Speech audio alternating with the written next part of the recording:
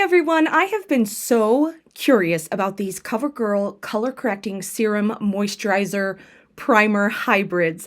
They're supposed to offer both instant and long-term skincare benefits while also giving you a really smooth base for your makeup.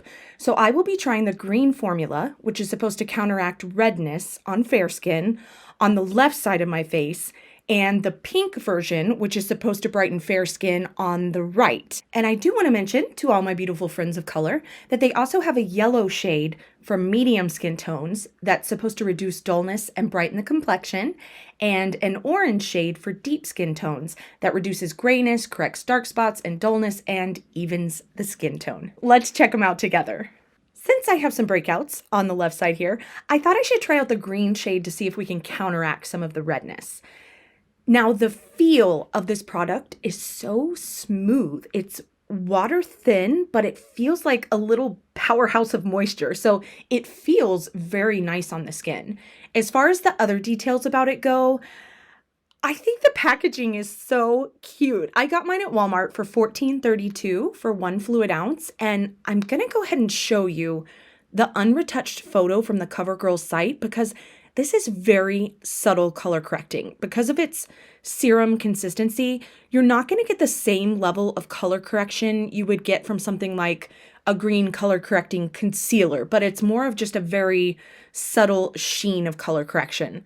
However, I have to say, independent of the color correction, I'm really enjoying how this feels on my face. It feels, like a very nice moisturizing primer. I should also mention I started out with just my La Roche-Posay moisturizer on the lower half of my face to see how it would interact with this product, but I didn't put any on my forehead to see if this would be moisturizing enough on its own on my slightly dry skin to just be able to use it by itself. Okay, so as you can see here, this is a very subtle color correction. If you're looking for something to really counteract redness or rosacea, you might want to try something like the IT Cosmetics Bye Bye Redness Color Correcting Cream, which is going to be more opaque than this. Or if you just have some small spots you want to cover, you can try a concealer like the one from NYX or LA Girl or Neutrogena. There's a lot of options out there. I don't get a ton of redness on my cheeks, so this level of color correction seems to work out pretty okay for me. And honestly, I'm kind of enjoying this more for the feel of it right now than the actual color correction. As you can see here, I'm going in on the right side of my face with the brightening version, and I'm curious to see if I'm going to like the pink or green better. Just to note, they both feel exactly the same, so there's no difference there, but I'm excited to see if there's a difference in appearance. And as I'm doing this, I have a question for all of you.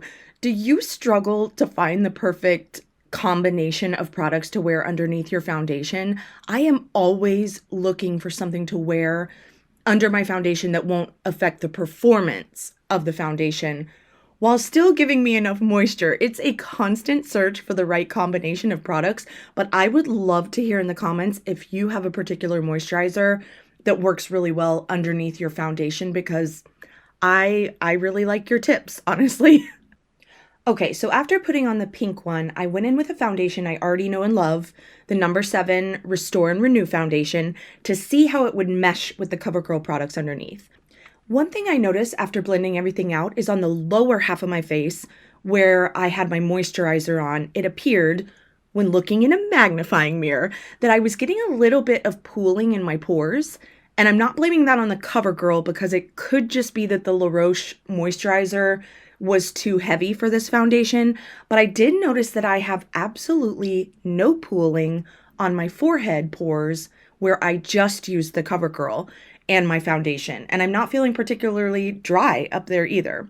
So which side looks better? Both are very subtle in the color correction, but if I had to pick one, I'd say that I really like the pink side in particular. It's a very subtle sheen that just makes my skin look a little perked up. With that said though, both of these have made the cut to go in my primer drawer because I really love how these work as primers. I love how thin they are, how moisturizing they feel with just the slightest bit of tackiness to help the foundation grip onto the skin. I hope you have a beautiful day and I'll see you soon. Designated driver. Can you drive me, Norm? Are you gonna drive me? Where are you gonna go? Norm. Where are we going? You gonna go for a ride?